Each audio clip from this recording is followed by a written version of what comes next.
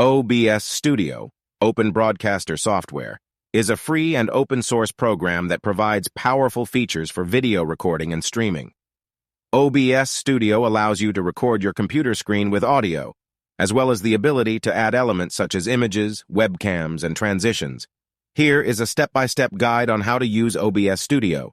Download and install OBS Studio from the official website. Once installed, open OBS Studio on your computer. You will see the main user interface of the program. Before starting the video recording, configure your inputs.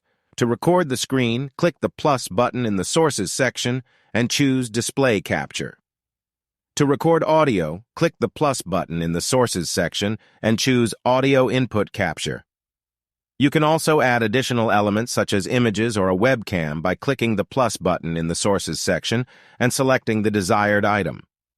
After adding the necessary inputs, arrange and configure them according to your needs. You can resize the elements and move them around in the program's interface. When you're ready to record, click the Start Recording button at the bottom of the OBS Studio interface. The screen and audio recording process of the selected inputs will begin.